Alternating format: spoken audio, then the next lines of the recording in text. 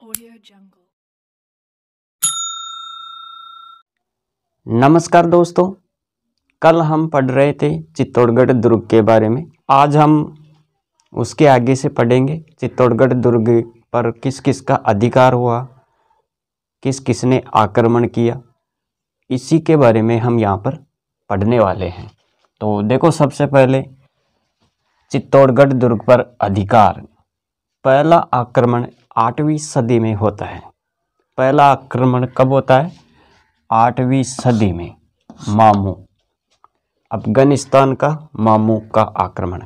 मानमोरी मौर्य से चित्तौड़ छीना और उस पर अधिकार किया।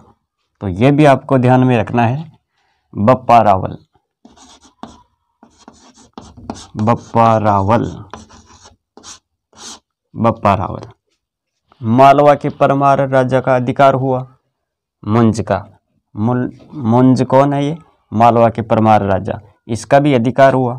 कुछ समय गुजरात के सोलंकी राजा का अधिकार हुआ। कुछ समय गुजरात के सोलंकी राजा।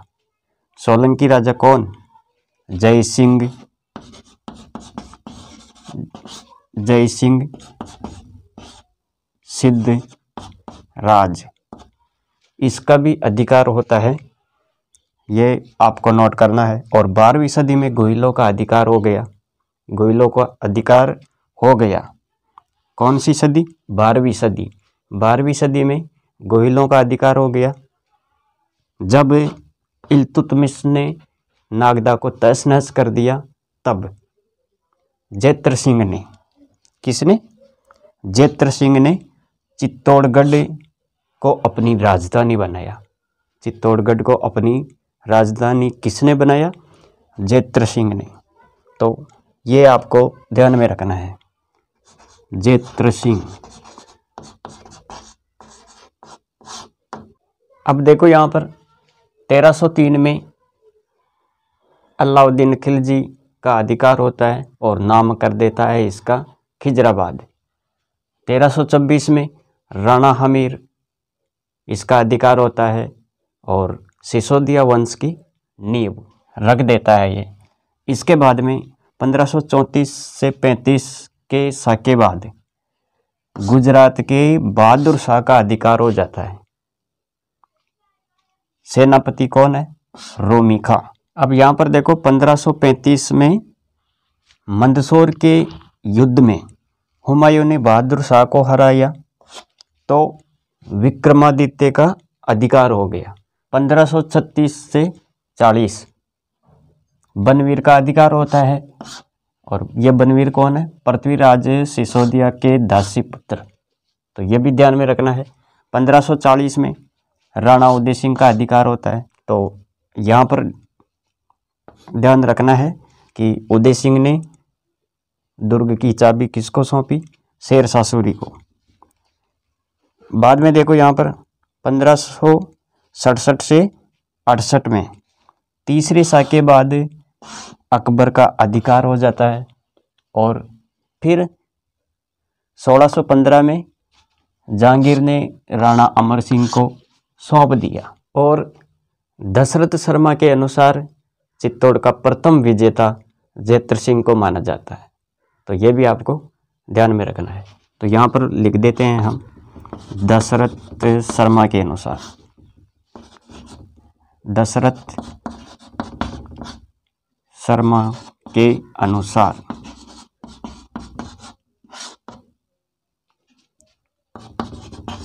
चित्तौड़ का प्रथम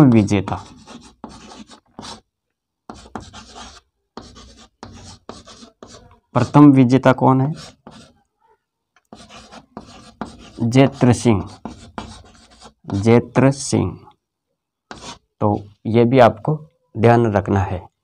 अब हम चित्तौड़ दुर्ग के तीनों शाखों की बात करेंगे।